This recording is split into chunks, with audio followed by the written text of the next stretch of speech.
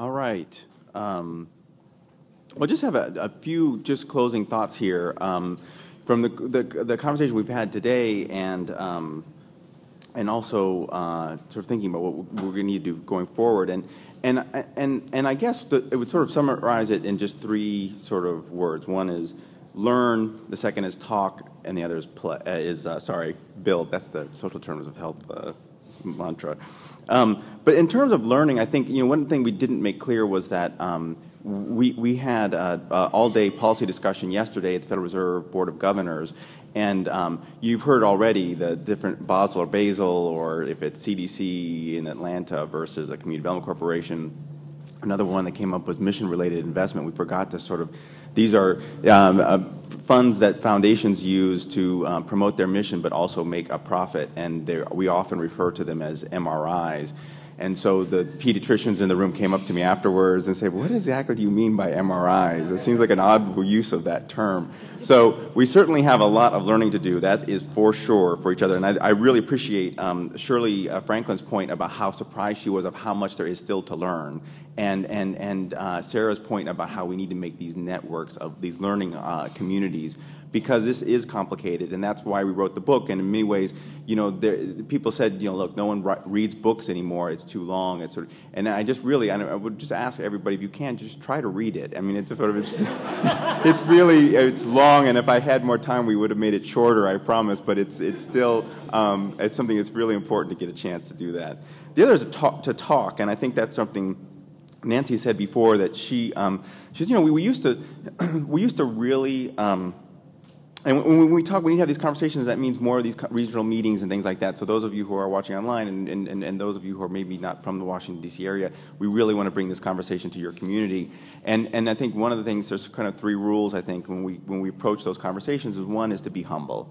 And I think Nancy had said before, I'm going to quote her now, which is about how in community development, we really believed if we got the buildings right, we would solve the problem. And when you talk to the health people, they say things like, wow, we really thought if we could just get everybody health care, we'd solve this disparities in health outcomes. And the reality is we were all wrong about all these different siloed approaches. It really requires all of us working together. So if anybody says they have the answer, they're either a liar or a fool.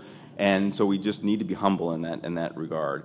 So that means listening to each other, but being open to sort of getting to the point where we can decide and start building on some things. And in terms of this idea about building, that's the third point I wanted to make. You saw a lot of discussion today about these sort of big structures above that. Peter Edelman talked about promised neighborhoods. There's a lot of activity in Washington, and we heard a lot of that yesterday at the Fed about these different programs that are trying to pierce the silos and be comprehensive and integrated and all the rest.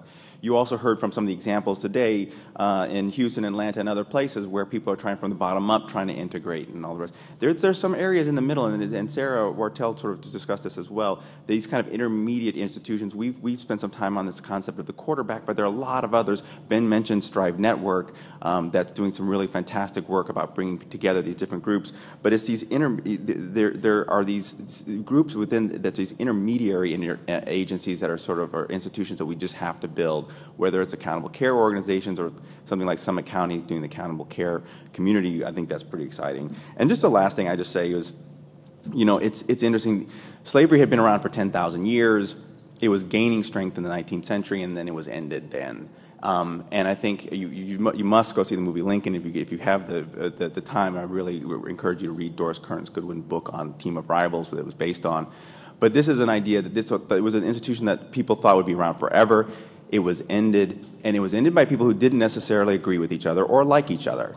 But that coalition was held together, and it did something amazing. And I think, with no disrespect to the gospel according to Mark that was quoted earlier, I do think the challenge of the 21st century is to end poverty, and I think we can do that, and I think we have a moral obligation to do so. So I hope you join us in this conversation and help us build the institutions we need to do that. So thank you all for coming.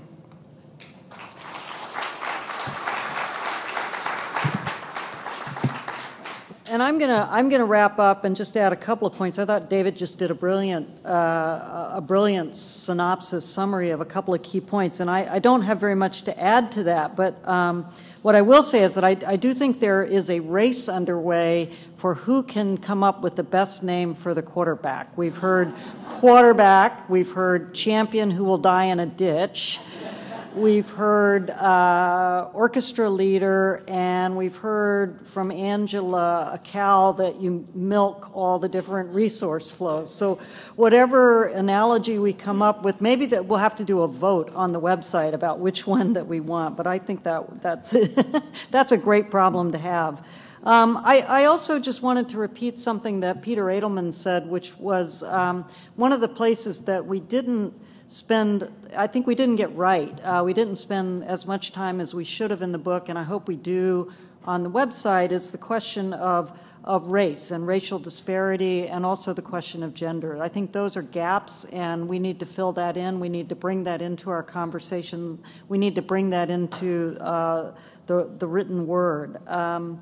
I also am hearkening a little bit back to what Sarah Wartell said when she was linking the notion of evidence to the idea of fiscal constraint, and let me also link that to the idea of scale. It's evidence, I think, that is going to help us in a period of fiscal constraint, and we will get to scale. The community development movement, I like to say whenever I get a chance to speak, is a movement that was built on reversals. It wasn't a movement that was built with a silver spoon in its mouth. It has been given so many death sentences in just my short 30-year career that I can't even count them. And every single time that has happened, we have stepped up to that challenge, and we have created the next generation of community development, and it was stronger than the one before. So this is really an opportunity. A period of constraint and of self-reflection is truly an opportunity for us, and I know that the people in this room, the colleagues that are out there watching via web, are the ones that I want to have at my side as we figure out how to get into the next generation of what we're going to do. And I also wanted to hearken to something that John Roberts said, where he said it surprises him how replicable this is. This is replicable stuff. You don't have to be in Chicago. You don't have to be in New York. You can be in Salisbury, North Carolina. You can be in small towns. You can be in rural towns. The kind of thing that we're talking about really at the end of the day is common sense. And it's putting the pieces together in a way that's a little bit different than we've done in the past.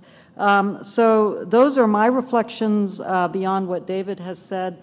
I do want to once again thank the partner that has been such a fantastic partner to the Low Income Investment Fund, and that is the Federal Reserve Bank, particularly the bank in San Francisco, but the Federal Reserve System as a whole.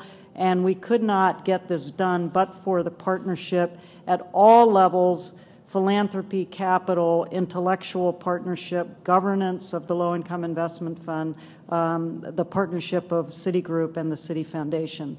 And then thank you, all of you who have come out today to be a part of this, who've given us your questions, your thoughts, who've sat long enough to try to listen to what we have to say. We hope to engage you in an ongoing discussion over the future. So thank you so much for being a part of this discussion.